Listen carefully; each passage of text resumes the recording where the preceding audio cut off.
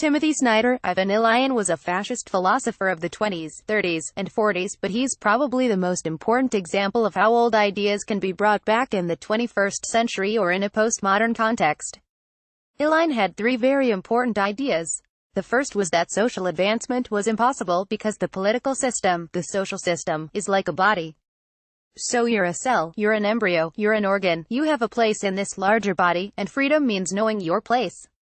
That's what freedom means. A second idea that he had is that democracy is a ritual. So we can vote, but we only vote in order to affirm our collective support for a leader. The leader is not legitimated by our votes or chosen by our votes. The voting is just a ritual by which we collectively, every couple of years, endorse a leader who has emerged from some other place. In fascism, a leader is some kind of hero who emerges from fiction, who emerges from myth. The third idea Ilyin had, which is very useful, is that the factual world doesn't count. It's not real. Ilyin says that God created the world, but that was a mistake. The world was a kind of aborted process. The world is a horrifying thing because it's full of this and that and the other thing, what we call facts, and those facts can't be unified into some kind of larger whole, so the world is actually horrifying, and those facts are disgusting and of no value whatsoever. So, if you are Vladimir Putin and you're governing as the head of an oligarchical clan, it's very comfortable to be able to say, well, look, freedom consists in knowing your place in society. There's no possibility for social advance.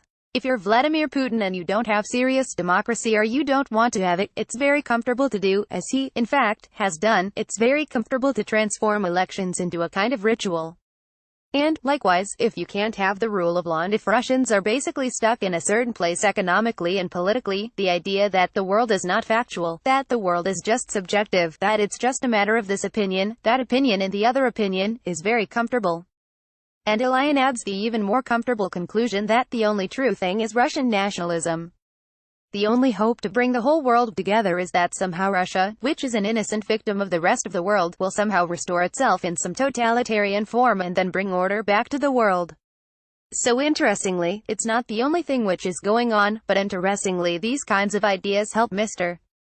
Putin as he consolidates a certain kind of authoritarianism by spectacle at home and also help him as he broadcasts it abroad. The fundamental way that Russia works in American politics is by transmitting the idea that nothing is real. So it's true that the Russians did support Trump. It's true that there were all kinds of very specific interventions in the election of 2016. But the fundamental idea is to take new technology and transmit this old idea that we can't really trust ourselves, that there aren't really facts out there in the world, that the only thing that really matters is our preferences, or really our biases, or really our hatreds. And this was so manifest in 2016 because it's important that the Russians persuaded us in various things that weren't true, but what's more important is that we never thought that this could be happening as a result of action by some other country. We were entirely caught in our own little subjective American reality of us and them, where the friends and the enemies were all Americans. We couldn't break out into any kind of larger world of factuality. The Russians precisely helped us into a little, national, emotional world to the point where we couldn't even see what was happening, and a lot of us are still having a lot of trouble seeing what was happening. The interesting marriage, for me, is old ideas, fascist ideas, in fact, in a new world where it's not that Mr. Putin or for that matter Mr. Trump wants us all to wear uniforms and march in the streets or even to have large-scale wars for territory. That's not what's going on.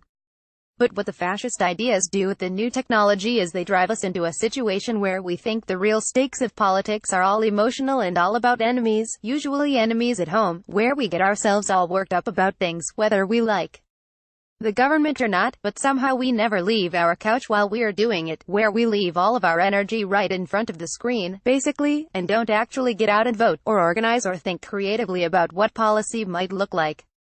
And the result is that we end up consolidating this kind of oligarchy with some racial overtones, which is what America and Russia currently have in common.